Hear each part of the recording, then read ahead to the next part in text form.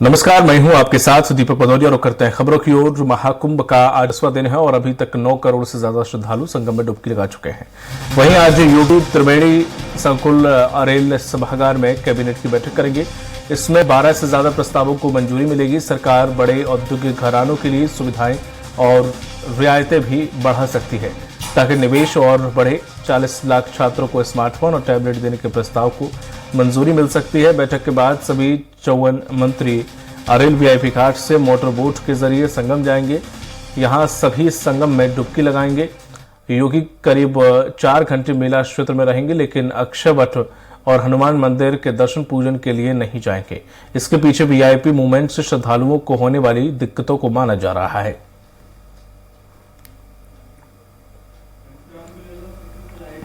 अधिक जानकारी के साथ जुड़ गए हैं घनश्याम निशान चौरसिया, हमारे वरिष्ठ सहयोगी। घनश्याम, आज काफी कुछ उठापटक देखने को मिलने वाली है। प्रयागराज में आज कैबिनेट की बैठक है जिसमें कहा जा रहा है कि कई प्रस्ताव को मंजूरी मिल सकती है। साथ ही साथ आज चूंकि सभी मंत्री भी संगम पहुंचेंगे और वहां पर स्नान करेंगे, क्या कुछ व्यवस्थाएं की गई और क्या कुछ आज प्रयागराज में होने वाला है?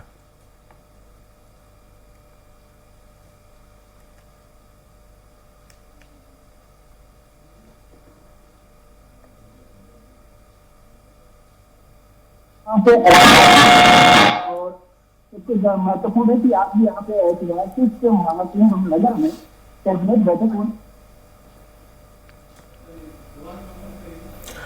बिल्कुल घनश्याम, आपकी आवाज दर्शकों तक नहीं पहुंच पा रही है। हम अपने दर्शकों को बता दें कि त्रिवेणी संकुल और अरेल सभागार में ये कैबिनेट की आज बैठक होने वाली है। एक मैसेज पूरे देश में सीएम योगी के द्वारा दिया जा रहा है कि राजधानी के अलावा भी कहीं कैबिनेट की बैठक हो सकती है और ऐसे में कैबिनेट की बैठक प्रयागराज में हो रही है, जो एक बड़ा मैसेज जा रहा है। सभी मंत्री वहां पर पहुंचेंगे, लेकिन सीएम योगी आदित्यनाथ 4 घंटे तक वहां पर रहेंगे, लेकिन मेला में नहीं पहुंचेंगे। मेले में न पहुंचने का कारण यह है कि जो प्रोटोकॉल से लोगों को दिक्कतें हो रही थी वो ना हो। सभी जो मंत्री हैं वो मोटर बोट से संगम जाएंगे और वहां पर जाके जो है स्नान करेंगे।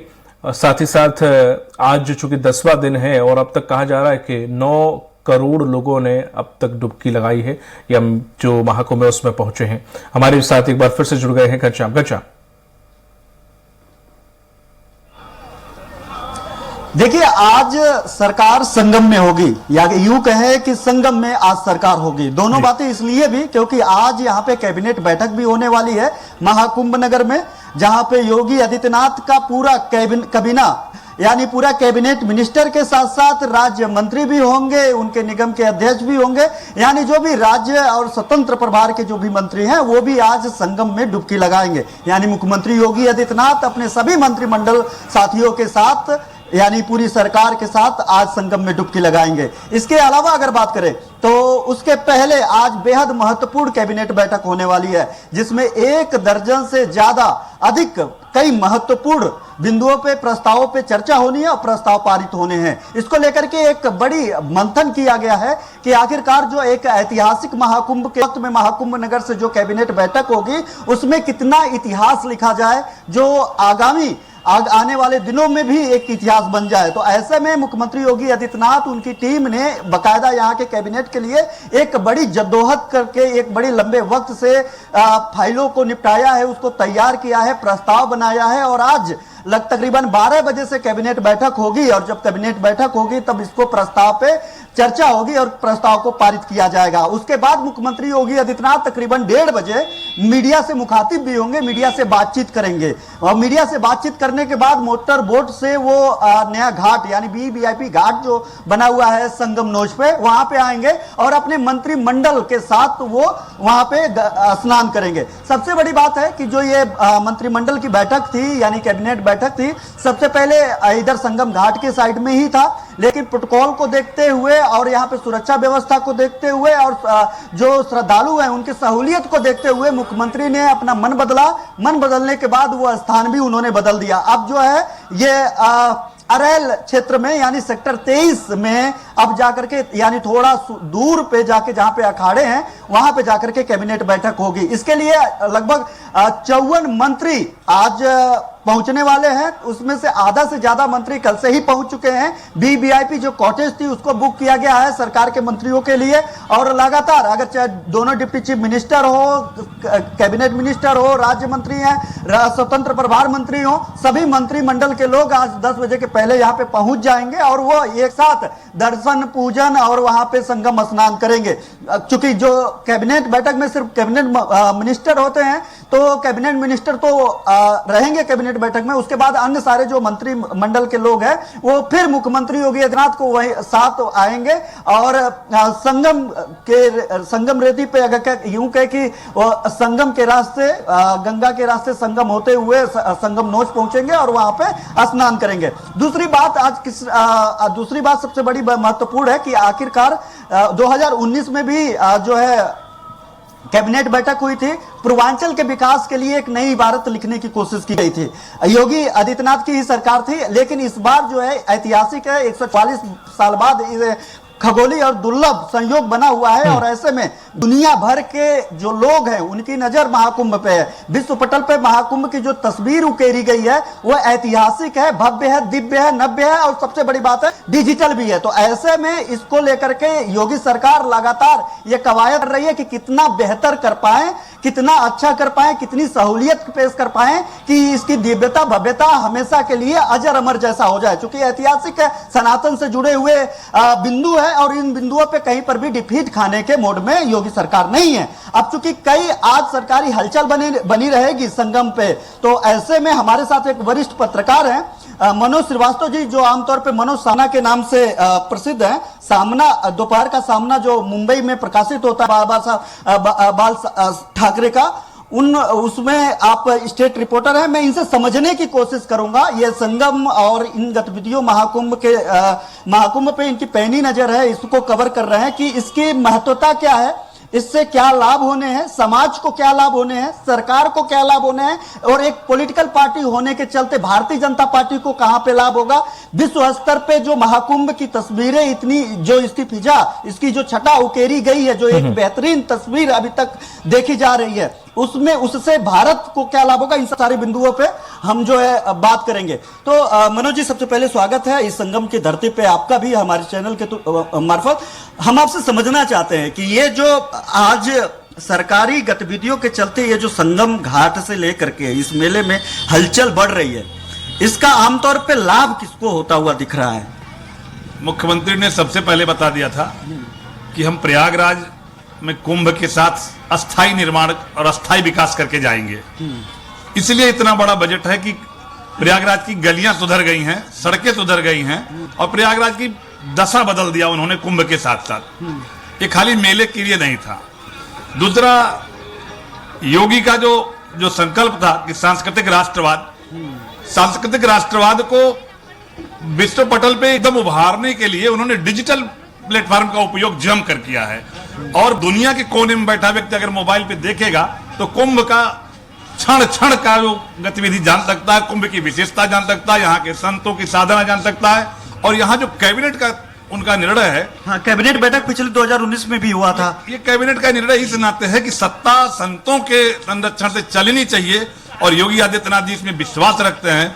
वो कुंभ के कार्यक्रम के पहले से ही संतों से लगातार संपर्क में हैं, उनसे मिल रहे हैं, उनसे मार्गदर्शन प्राप्त कर रहे हैं और देश की सत्ता संतों से कैसे संचालित होती है, कैसे आज सत्ता चलती थी, कैसे रामराज में राजा जाता था गुरु के पास, कैसे आज सत्ता के तो लोकतंत्र है ना मनोज जी, एकदम लोकतंत्र है। तो लोकतंत्र के प्रतीक के रूप में मुख्यमंत्री बैठे हुए हैं, लेकिन मुख्यमंत्री संतों के सम्मान में कमी नहीं रख रहे हैं। उनका मार्गदर्शन कैसे मिले और उन भारत की मूल भावनाओं को श्रेष्ठता कैसे मिले, जिसके लिए मुख्यमंत्री ने मंदिर बनाने के साथ साथ जो अयोध्या का विकास का मॉडल दिया, जो मथुरा के विकास का मॉडल दिया, जो वैष्णो देवी जो विंध्याचल के विकास का मॉडल दिया, वह अद्भुत था। उसको इतना दे दिया कि लोग अपनी सभ्यता से जुड़े।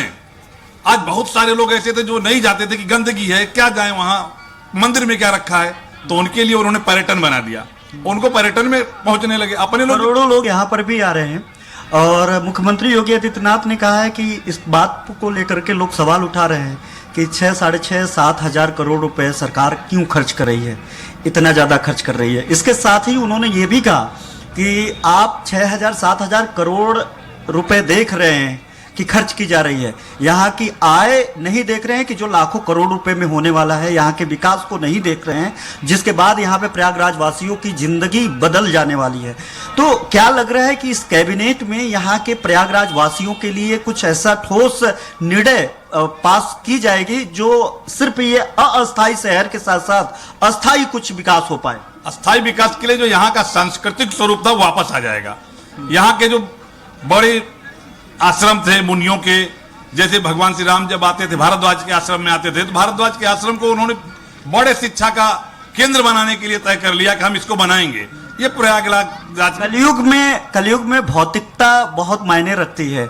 तो भौतिकता में जो समाज है उसके विकास, उसके उत्थान, इन सब धार्मिकता के साथ साथ भौतिकता बेहद महत्वपूर्ण है।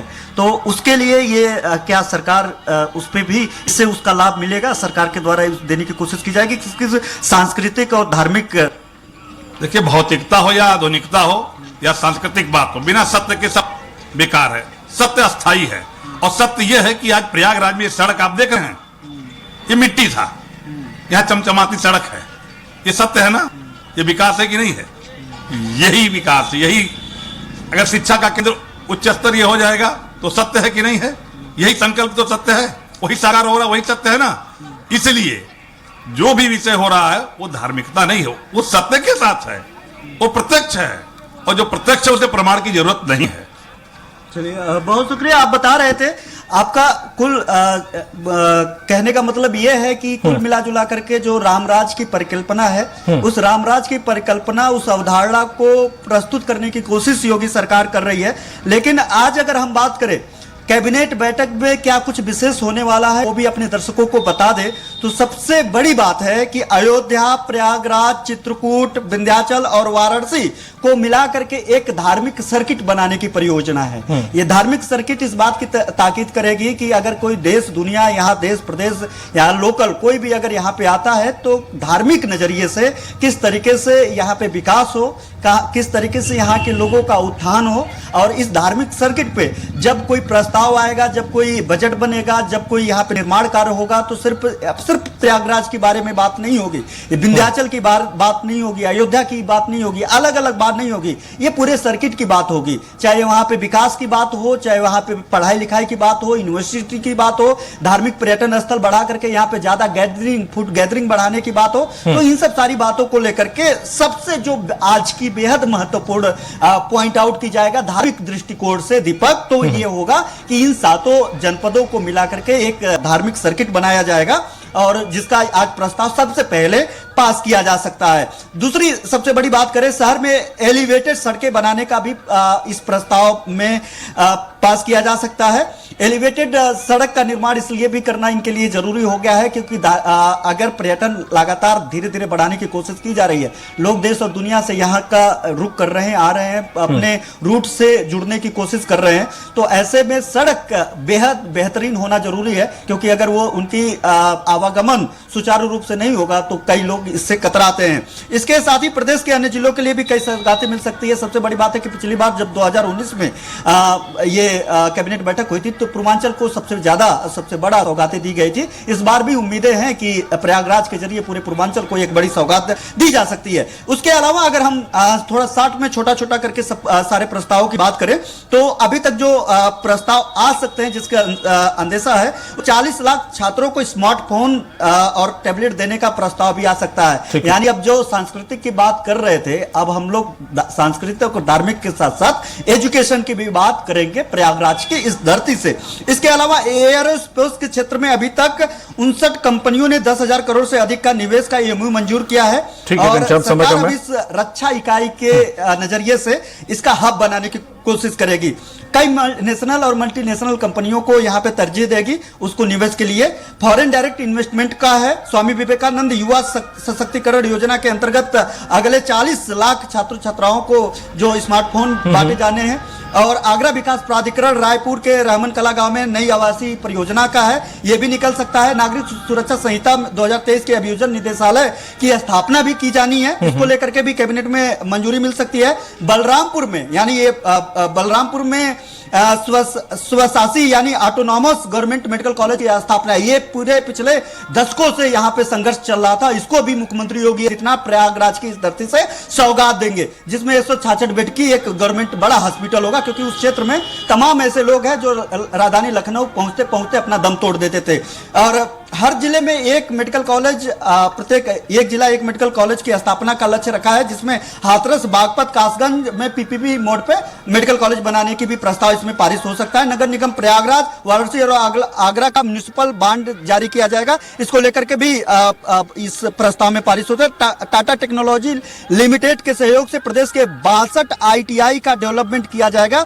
ITI के पाठ्यक्रम के साथ इंफ्रास्ट्रक्चर भी मुहैया कराए जाएंगे। कैबिनेट में इस प्रस्ताव को भी मंजूरी मिल सकती है। इसके अलावा एक सबसे बड़ा गैदरिंग, फूड गैदरिंग जिसके चलते होने वाला है, वो इंफोसिस फाउंडेशन की अध्यक्ष और राज्यसभा सांसद सुधा कृष्ण मूर्ति आज आस्था की डुबकी लगाएंगे। कल अदानी यानी दुनिया के टॉप मोस्ट जो उद्योगपति हैं, अडानी अपने पूरे परिवार के साथ यहाँ पे आए थे। उन्होंने पूजा अर्चना की और यहाँ पे सेवा वितरण करके यहाँ पे सेवा किया। तो एक ऐतिहासिक और एक बेहद महत्वपूर्ण पल आज इस महाकुंभ के लिए। आज 10वां दिन है। 9 करोड़ से ज्यादा श्रद्धालु अभी तक संगम की आस्था में डुबकी लगा चुके हैं और ये आंकड़े आज कहीं ज्यादा बढ़ने वाले हैं। कल की आंकड़े की अगर दीपक बात करें तो लगभग 40 लाख से ज्यादा श्रद्धालु, इवन अगर कह सकते हैं कि तो 45 लाख से ज्यादा श्रद्धालुओं ने कल आस्था की संगम में डुबकी लगाया था। तो ये आंकड़े इस बात की लगातार ताकीद कर रहे हैं कि यहाँ पे भव्यता, दिव्यता, नव्यता में कहीं पर भी कोई भी कोर कसर नहीं छोड़ी जा रही है, ना ही इसमें कहीं थोड़ा सा भी लुप्त दिखाई दे रहा है। यानी जैसे जैसे दिन बीत रहा है वैसे वैसे श्रद्धालुओं का आना लगातार बढ़ रहा है। एक अंतिम तस्वीर मैं दिखा दूं कि देखिए कि चाहे वो दिन हो रहा तो कभी भी फर्क नहीं पड़ रहा है। लोग धीरे धीरे, ये गैदरिंग कभी भी खत्म होने का नाम नहीं ले रही है। लगातार लोग आ रहे हैं, संगम की आस्था में डुबकी लगा रहे हैं। तो ये सब सारी तस्वीरें, ये वो तस्वीरें हैं जो ये तस्वीरें लगातार ये बात के पिछले 10 दिनों से हम लोग दिखा रहे हैं कि यहाँ पे जो लोग लगातार अपने अपने वक्त पे आ रहे हैं और गैर स्नान पर्व यानी जो शाही स्नान है, जो मुख्य स्नान का दिन है, उसके अलावा भी यहाँ पे भीड़ कम होने का नाम नहीं ले रही है। जी दीपक। बिल्कुल, एक अंतिम सवाल ये भी है घनश्याम कि जिस तरह से जो भीड़ का जिक्र कर रहे हैं आप, चूंकि 10वां दिन है और आने वाले समय में भी लगातार भीड़ बढ़ रही है, व्यवस्थाओं के साथ साथ लोगों की जो भीड़ है वो भी बढ़ रही है, क्योंकि जिस दिन कुंभ का स्नान होता है, शाही स्नान होता है, अमृत स्नान जिसे कह रहे हैं, अगर वो होता है उसी दिन भीड़ इतनी बढ़ती है या कि बाकी दिनों में भी भीड़ लगभग उतनी रहती है? हाँ बिल्कुल, निश्चित तौर पे वही मैं बात कर रहा था। और सिर्फ यहाँ इस भीड़ में अब एक और तस्वीर दिखाऊंगा कि where are you from ma'am? I came from Japan. How to feel here? You know, yeah, so spiritual. You know, so many soul coming here. They feel like that. So It's your first time here? How to feel if you want to say that, about it? in here, Kumbh Mela. You know, I'm so happy that this time I can come here. So big festival and if people feel, you know, big power. So I'm so excited. Thank you so much. Who's it? My daughter. Your daughter. How to feel here? How old are you? 20. 20 years old. 20 years old. How to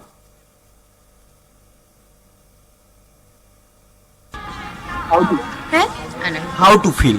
How to どう感じだかって。 So very 日本語でも。 very beautiful. Wonderful and you know, she also. Thank you so much. ये Japan से है और ये मम्मा और बेटी daughter हैं और आप देख सकते हैं कि किस तरीके से कि यहाँ की स्पिरिचुअलिटी के लेकर के, यहाँ के सनातन को लेकर के बात कर रही हैं। कैसा लग रहा है, किस तरीके से डिस्क्राइब कर रही हैं और इसको कि बेहतर बताने की कोशिश कर रही है। ये इवन महज 20 साल की बेटी है इनकी, ये भी बेहतर एक्सप्रेस कर पा रही है कि यहाँ की जो दिव्यता भव्यता है। और सिर्फ यही बात है जिसका जिक्र कर रहे थे कि सिर्फ प्रयागराज के लिए नहीं, उत्तर प्रदेश के लिए नहीं, देश के लिए नहीं, पूरे विदेशों में एक आस्था का जो महाकुंभ है वो प्रतिबिंब बना हुआ है और उस प्रतिबिंब का जो सीधी तस्वीर है वो हमने आपको दिखाया। और भी तमाम लोग हैं। Thank you so much ma'am, thank you so much. कहाँ से हैं आप? जी, मैं हरियाणा झज्जर का रहने वाला हूँ और लगभग 16 तारीख से मैं यहाँ पे महाकुंभ में बराबर यहाँ पे मेरा सौभाग्य है कि मैं रह रहा हूँ यहाँ पे। हरियाणा से आए? हरियाणा से। और मैं संदेश देना चाहूंगा, जैसे सर ने बताया कि शिक्षा और संस्कार को लेकर के बड़े निर्णय यहाँ पर लिए जा रहे हैं और आज कैबिनेट बैठक है जी, और ये मूर्त रूप देखने में आ भी रहा है। जैसे काशी विश्वनाथ आप लगाए, मथुरा लगाए और बहुत सारी जगहों पे हम देख सकते हैं यहाँ पे आधारशिला रखी जा चुकी है और आने वाले कुछ समय में हम मूर्त रूप में देख पाएंगे।